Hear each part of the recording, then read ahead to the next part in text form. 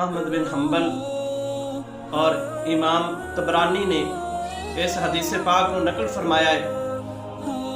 آپ فرماندے نے کہ حضور نبی کریم صلی اللہ علیہ وآلہ وسلم دے صحابی حضرت یعلا بن مرہ رضی اللہ تعالیٰ عنہ آپ فرماندے نے اسی ایک دن آقا کریم صلی اللہ علیہ وآلہ وسلم دے نال سفر تے جا رہے سی تو رستے دے اندر میرے آقا کریم صلی اللہ علیہ وآلہ وسلم نے کچھ آرام کرنا چاہا تو میرے آقا کریم صلی اللہ علیہ وآلہ وسلم سو گئے تو میں کی دیکھنا کہ ایک درخت میرے کریم لجپال آقا صلی اللہ علیہ وآلہ وسلم دے قریب آیا چلدا ہویا اور آ کے میرے آقا دے اتے درود پاک پڑھن لگ پیا اور اس طرح جھکیا۔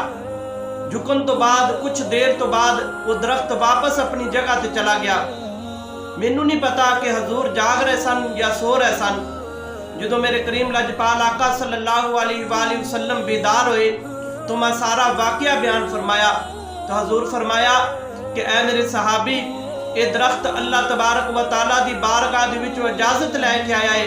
انہیں اللہ تبارک و تعالیٰ دی بارگاہ دے اندر عرض کی تھی کہ یا رب العالمین مینوں اجازت دے میں جا کے تیرے نبی دی پاک ذات دے اتے درود پاک پڑھا۔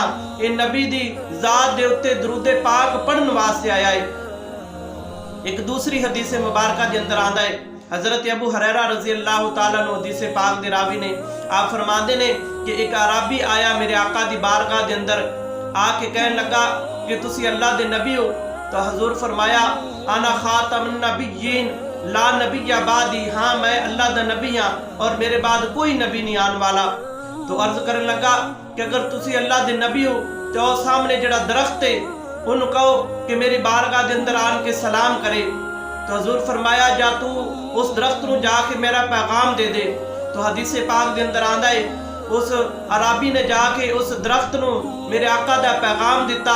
وہ درخت جڑا ہے اس طرح اپنی جڑا زمین تو خیردا ہویا میرے کریم لجپال آقا دی بارگاہ دے اندر آ کے درود و سلام پڑھن لگ پیا اور پھر حضور نے فرمایا جا اپنی جگہ تے واپس چلا جا۔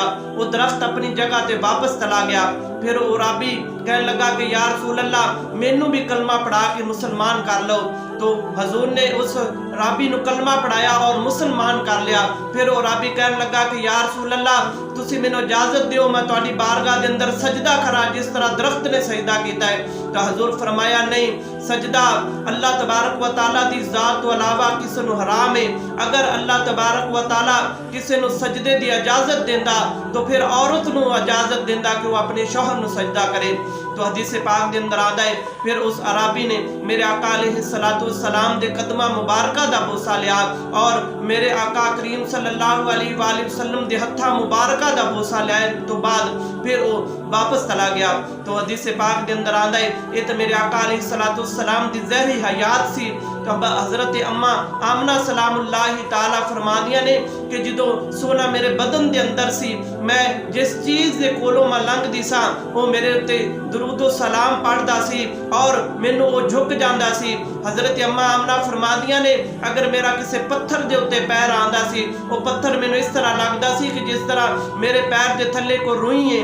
حضرت اماں آمنہ فرمادیاں نے کہ جدو میں کنویں دے اندروں پانی لے